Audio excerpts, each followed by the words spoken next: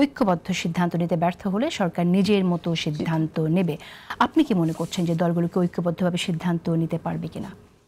আমি আগে গণভোটের উত্তরটা দিই। দেখুন, গণভোটটা আসলে দরকার হয়েছে কারণ দলগুলোর পারস্পরিক আস্থা বিশ্বাসের জায়গায় একটা বিরাট ঘাটতি আছে।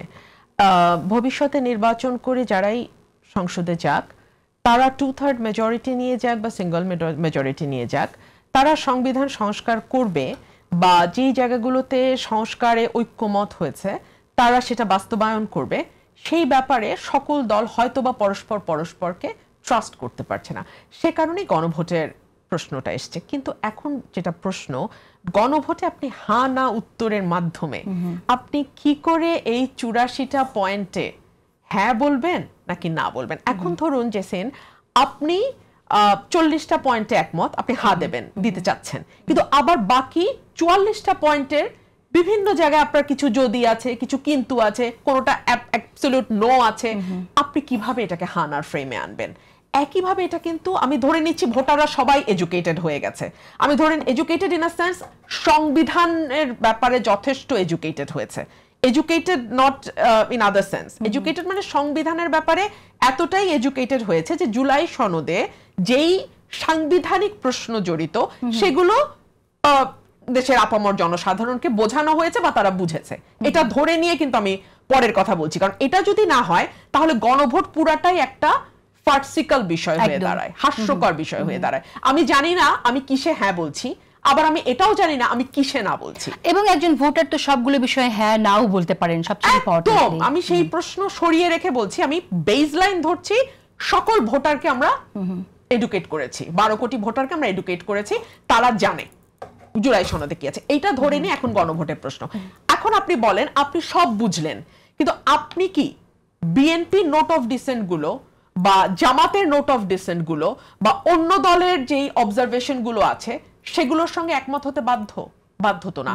অথবা সরকার যেভাবে দিচ্ছে, মানে জুলাই সনদটা তারা প্রেজেন্ট করছে সকল নোট অফ ডিসেন্ট বাদ দিয়ে, সেগুলোর মধ্যেও কি জনগণ তাহলে সরকারের সাথে 84টা পয়েন্টেই যে হ্যাঁ হবে তাকে 84টা পয়েন্টেই হ্যাঁ হইতে হবে, আবার যে না বলবে তাকে 84টা পয়েন্টই না বলতে হবে?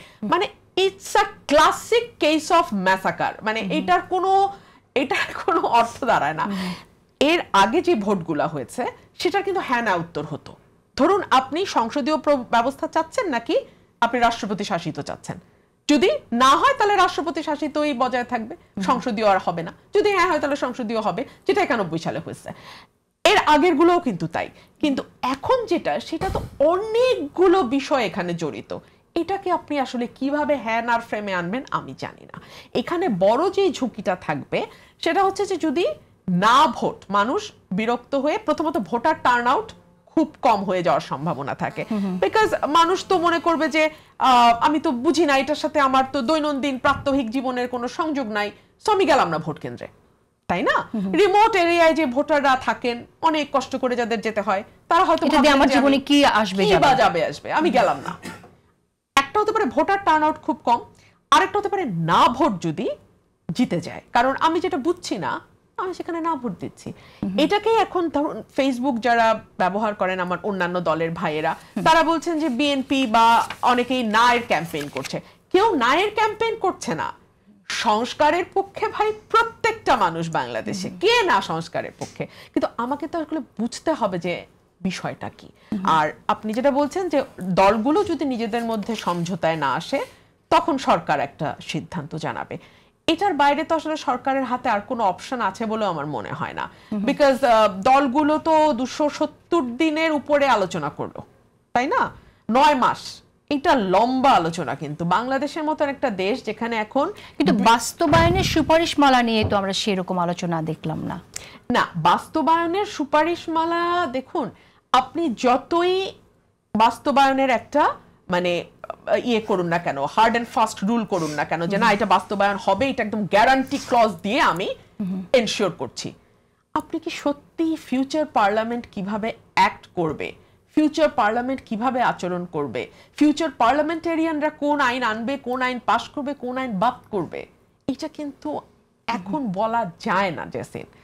তাহলে যদি যেতই তাহলে তো জেন্টলম্যানস এগ্রিমেন্টই কাজ করতো।